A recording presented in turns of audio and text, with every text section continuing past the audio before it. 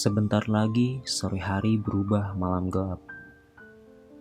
Satu-satunya sumber penerangan hanya lampu jalan yang sesekali meredup karena termakan usia. Tetesan air berjatuhan dari tepi daun menuju genangan air, terdengar berirama. Jalanan yang sepi membuat langkah-langkah kecil terdengar nyaring di telinga.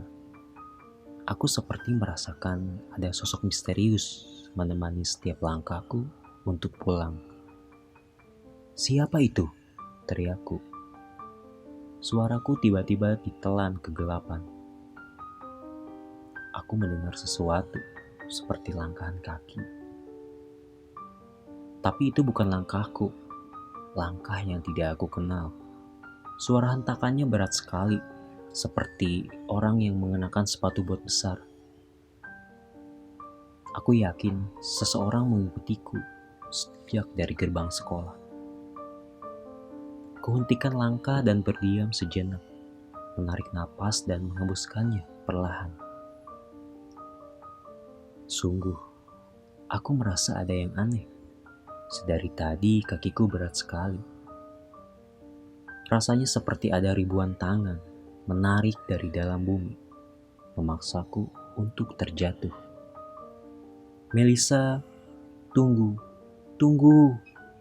Seseorang menyebut namaku, terdengar sangat menyeramkan. Aku bergegas, mengikuti sisa-sisa cahaya di langit yang semakin lama semakin lenyap. Kupercepat langkahku tanpa menghiraukan suara itu.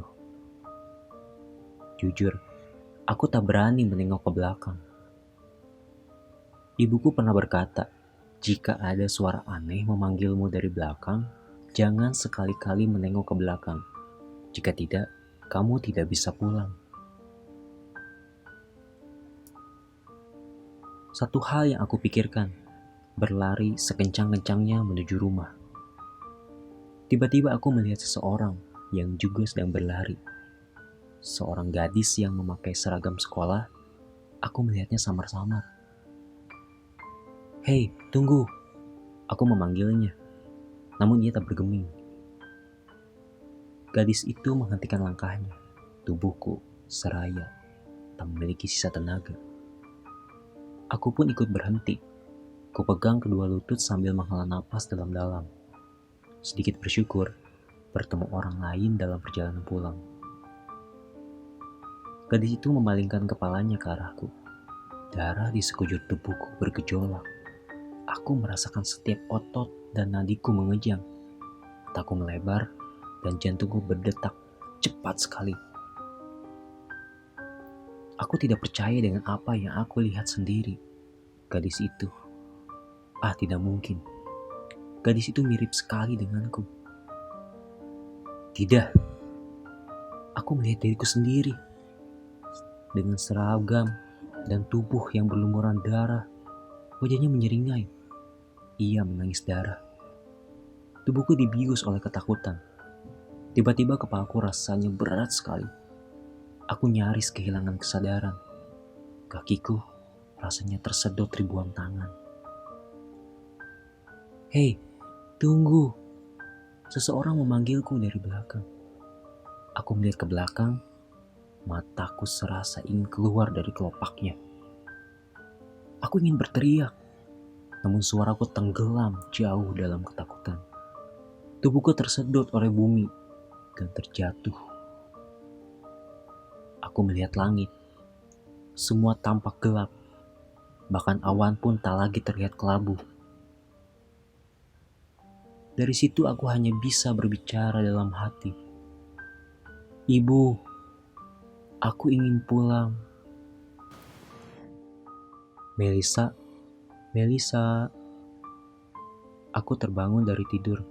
Kepalaku sedikit pusing dan kedua mata ini berkunang-kunang. Rasanya seperti 100 tahun aku tertidur. Lama sekali. Kulihat ke sekeliling, rupanya ada yang janggal. Aku baru saja bermimpi aneh, terasa nyata dan menyeramkan. "Kamu belum pulang?" tanya Pak Hardi, seorang satpam di sekolahku. Ia melanjutkan, Hujannya udah reda dari tadi. Jam berapa sekarang, Pak? Jam 5. Kenapa aku tidak ingat bahwa aku sudah tertidur beberapa jam di pos satpam menunggu hujan mereda? Hal terakhir yang aku ingat adalah aku sedang pulang, lalu aku jatuh pingsan. Aku bersyukur sekali bahwa tadi itu hanyalah mimpi. Perempuan yang menyerupai wajahku begitu menakutkan, seperti melihat diriku menjadi mayat. Merinding sekali. Mimpi yang begitu liar dan nyaris nyata masih terbayang-bayang. Apakah mimpi itu sebuah pertanda? Sudahlah. Aku menelusuri jalanan sore yang semakin gelap.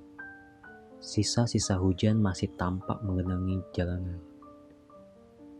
Sore itu terasa sepi. Hampir tidak ada orang melewati jalan yang aku lalui. Lampu jalan sesekali meredup. Mungkin karena sudah termakan usia. Dan suara langkah kecil yang terdengar nyaring di telinga. Aku berdiam sejenak. Rasanya ada seseorang mengikutiku pulang. Tunggu, situasi apa ini? Langit yang semakin gelap, genangan air, lampu jalan yang meredup, dan suara langkah kaki. Aku seperti pernah mengalami kejadian ini. Melisa, tunggu. Suara itu tidak mungkin. Aku sudah pernah mendengarnya. Seseorang berlari, lalu seorang gadis terdiam di depanku. Ia memakai seragam sama persis dengan yang aku kenakan. Jangan bilang keadaan ini terulang lagi. Aku tidak mungkin bermimpi di dalam mimpi. Seseorang memegang pundakku. Ibu, aku menghela nafas. Syukurlah ibu menyebutku. Aku ingin pulang. Aku melihat ibu membawa payung, menatapku, matanya teduh sekali. Senyuman ibu membuat aku tenang, hingga rasanya seperti terhipnotis. Melisa, kenapa kamu melihat ke belakang? Bukankah ibu sudah mengingatkanmu untuk jangan melihat ke belakang?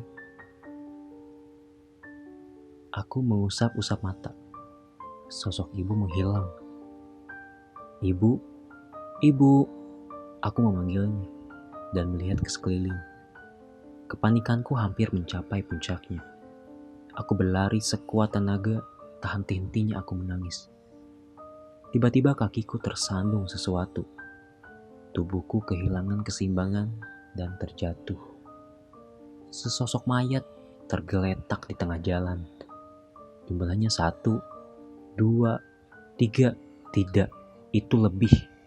Berhamburan di sepanjang jalan. Malam menelan jeritanku. Mayat yang kulihat adalah gadis yang tadi di depanku. Tolong, tolong, tolong. Melisa, hey, Melisa. Aku terkejut. Aku mengatur tempo napasku. Apa yang aku lihat tadi itu? Lalu, di mana aku ini? Hei, tenanglah Melisa. Kamu ini kenapa? Bapak? Sungguh, aku tidak mengerti dengan apa yang terjadi denganku. Ini, kamu minum dulu biar tenang, baru kamu bicara. Aku melihat air dalam gelas. Air itu seperti berputar-putar bak pusaran badai laut. Tanganku bergetar. Kamu belum pulang? Hujannya udah reda dari tadi. Pak Kardi? Jam berapa sekarang, Pak? Jam 5. Aku melihat Pak Kardi. Aku melepaskan gelas dari genggaman tanganku. Gelas itu jatuh. Pecahannya berserakan. Aku menutup mulutku lalu berlari meninggalkan Pak Kardi di pos satpam. Kakiku pegal sekali. Kepalaku masih terasa pusing. Aku tidak percaya dengan semua ini. Apa yang terjadi sebenarnya? Kenapa aku bermimpi buruk itu lagi? Kenapa kejadian ini terulang lagi?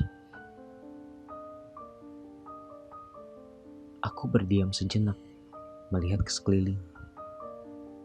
Langit mulai tampak gelap, genangan air, lalu lampu yang meredup, dan pasti sebentar lagi ada langkah kaki.